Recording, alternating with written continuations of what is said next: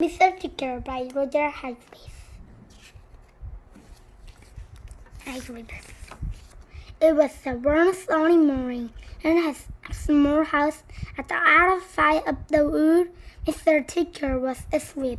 You didn't know that's a such thing as a tickle, did you? Well, there is. Tickles are small and round. They have arms that flat and flat and flat. Extremely long arms. Wait a minute. Mr. Tickle was half asleep. He was having a dream. It must be a very funny dream because it made him laugh out loud, and that waked him up. He sat up in bed, stretched his enormous long arms, yawned an enormous yawn. Mr. Tickle felt hungry, so do you know what he did? With extremely long arms, opened the bedroom door, raced down the stairs, opened the kitchen door, pressed into the kitchen cupboard, opened the biscuit tin, took out a biscuit, rode back upstairs, through the bedroom door, and back to Mr. Tickle in bed. As you can see, it's very useful in there having arms as long as Mr. Tickle's. Mr. Tickle meant his biggest. He looked outside the window. Today looks very much like a tickling day, he thought to himself.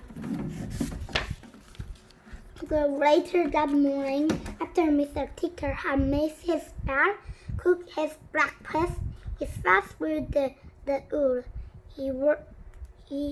As he worked around, he kept eyes open, looking for anybody to tickle. Suddenly, Mr. Tickle came to a school. There was nobody about.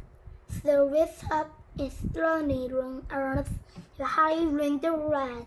Mr. Tickle threw himself up and peeked through the open window.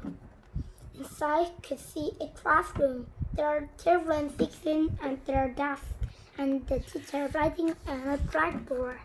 Mr. Tickle waited a minute and then raced through the window.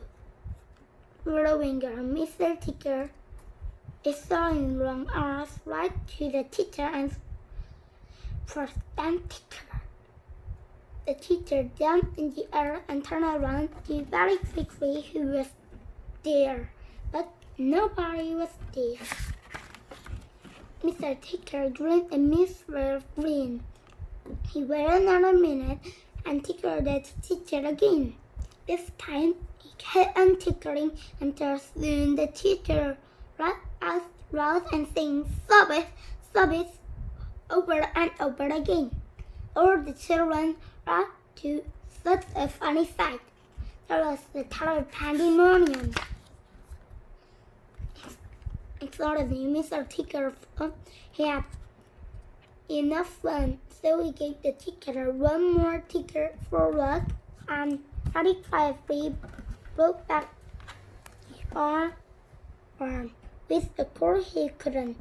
Down Mr. Tickle went to town.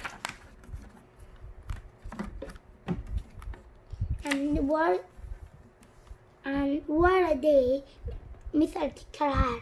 He tickled the postman as traffic dust inside the middle of the town. He caused an enormous traffic jam. He tickled the greengrocer as just a floating apple neatly in the shop window. The greengrocer fell over backwards and the apple all over the shop. At the railway station, the guard was about to wave his flag going to leave. As he ran in the air, Mr. Tickle tickled him, and every time he waved his flag, he tickled until the train was 10 minutes late, leaving the station, and all the passengers were furious. That day, Mr. Tickle tickled everybody. He tickled the doctor, he tickled the butcher. He even tickled Oh, Mr. Sam, the postman. He dropped all his letter into the sweater. Then Mr. Tickle ran home, sitting in an armchair in his small house at the other side of the earth, rapping and rapping very times all people had Tickle. So you are in Tickle. Beware of Mr. Tickle. You expressly wrong or message. Just think, perhaps he is somewhere about the very moment you are reading this book. Perhaps it's throwing wrong arm a page, or really creeping up to the door. It's this room. Perhaps it's opening the door and coming into the room. Perhaps, oh, there's Mr. Tickle. Perhaps you know something happening. You're rare and free. Take care.